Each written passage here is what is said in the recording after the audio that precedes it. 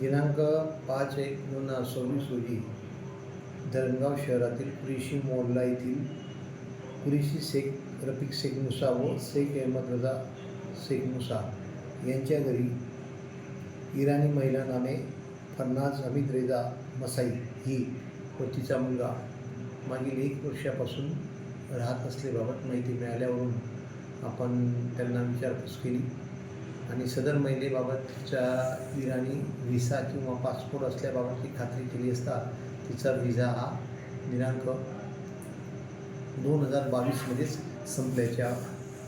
संपुष्टात आल्याचे आपल्याला निदर्शनास आले.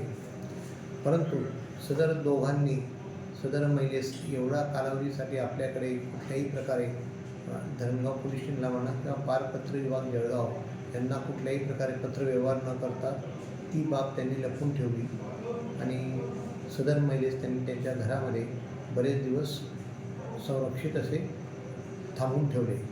त्यामुळे त्या दोघांच्या विरोधात इमिग्रेशन व विदेशी नागरिक कायदा 2025चे कलम 24 व 8 प्रमाणे गुन्हा दाखल करण्यात आलेला असून दोघांना ताब्यात घेण्यात आले.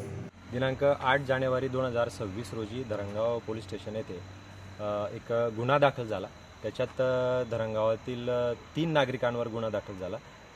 त्या धरणगावच्या 3 आरोपी जे आहेत त्यांच्याकडे एक इराणी विदेशी महिला ही बेकायदेशीरपणे वास्तव्यास होती आणि ह्या 3 आरोपींनी तिला बेकायदेशीरपणे आश्रय दिला.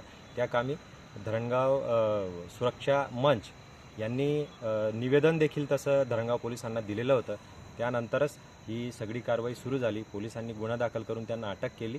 त्यानंतर पोलिसांनी त्यांना मेहरबान कोर्टात हजर केलं असता धरणगाव कोर्टाने त्यांना 4 दिवसाची पोलीस कस्टडी देखील मंजूर केली. तपासाअंती अतिशय धक्कादायक खुलासे बाहेर आले की जसं ह्या आरोपींनी आरोपी क्रमांक 1 ते 3 यांनी विशेष करून आरोपी क्रमांक 1 व 2 यांनी थेट या संदर्भात पाकिस्तानमध्ये काही कॉल्स केले गेलेले आहेत.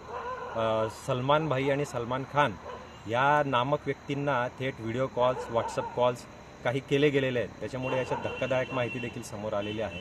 दरम्यानच्या कालावधीमध्ये या इराणी विदेशी नागरिक महिलेने बाळाला जन्म दिला. तिचा खोटा दाखला जन्मदाखला देखील बनवून घेतला.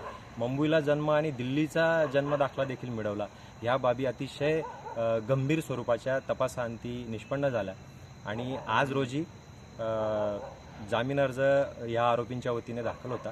परंतु आज रोजी धरणगाव न्यायालयाने युक्तिवादाअंती या 3 आरोपींचा जामीन फेटाळण्यात आलेला आहे, नामंजूर करण्यात आला आहे. प्रामुख्याने त्यांच्या पाकिस्तानशी थेट कनेक्शन थेट संपर्क हा निष्पन्न झाल्यामुळे याचं गांभीर्य मेहरबान कोर्टालाही लक्षात आलं आणि त्यांचा जामीन अर्ज आज रोजी नामंजूर झालेला आहे. त्या कामी राष्ट्रीय सुरक्षा मंच धरणगाव यांच्या वतीने आम्ही देखील इंटरव्हेनंट त्रयस्थ व्यक्ती म्हणून मध्यस्थी अर्ज दाखल केलेला होता. जामिनाला विरोध देखील केलेला होता आणि या सगळ्या बाबींचा विचार होऊन आज रोजी ह्या आरोपींचा जामीन नामंजूर झाला.